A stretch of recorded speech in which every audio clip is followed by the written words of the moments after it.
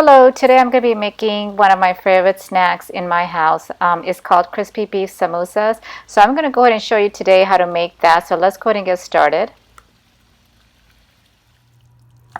So I started cooking my ground beef. I have about 1 and 1/2 pounds of ground beef.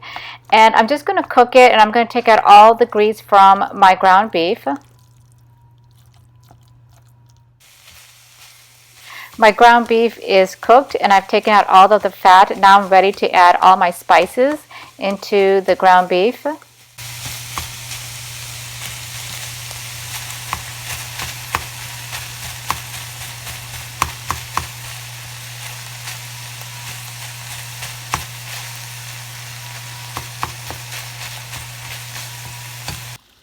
So these are the ingredients that I'm going to be using. It's going to be salt to taste, but I have about 3/4 tablespoon of salt.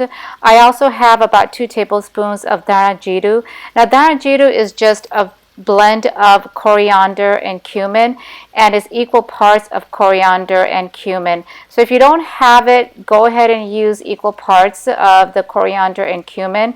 And I also have about 1 teaspoon of turmeric, about 1 heaping tablespoon of chili powder. And again, chili powder, you can decide what you want. If you want it less spicy, add less. If you want more, add more.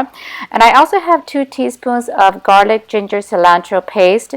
And I have about 2 and 1/2 tablespoons to about 3 tablespoons of all-purpose flour. I'm also going to be adding 1 diced onion, 1 diced jalapeno.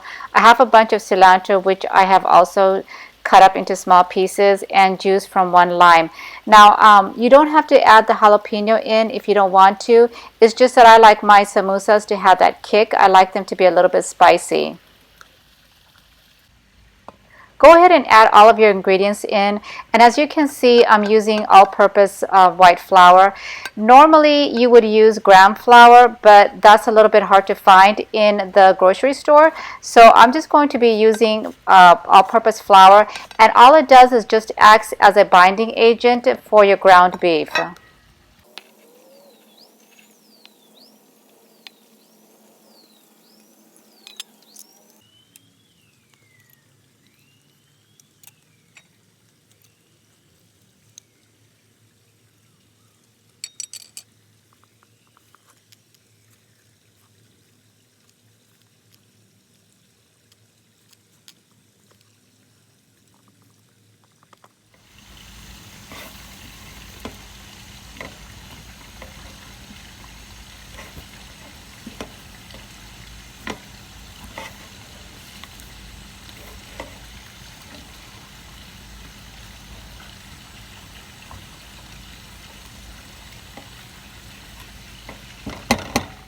So my ground beef is now cooked. I've cooked it for maybe about 30 to 40 minutes. And as you can see, the cilantro is no longer that nice bright green color. It's more like a very dull green color.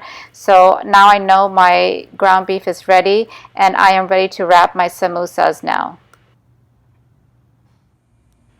In India, when they make samosas, the filling is put into a pastry dough, but I'm not going to be using that today. I am going to be using wonton wrappers for my beef samosas.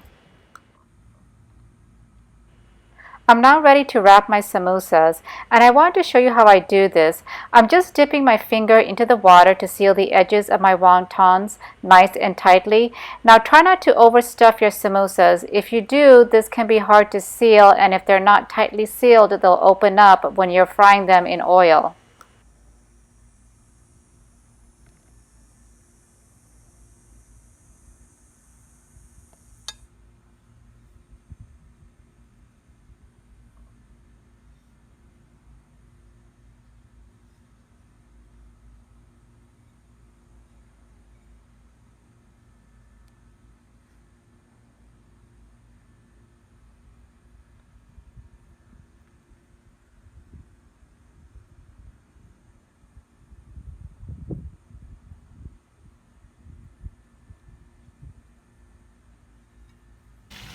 Before you fry your samosas, just test your oil. Now my oil is on medium heat, so just take a couple of pieces of your wonton and just put them into your oil. Now if the wonton quickly floats to the top of the oil, you know your oil is ready for frying.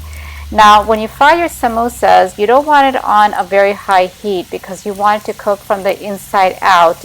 So when you eat your samosas, you want nice hot samosas, not cold samosas. So just remember, keep it on a medium heat and just slowly fry your samosas. You don't want to be in a rush for this.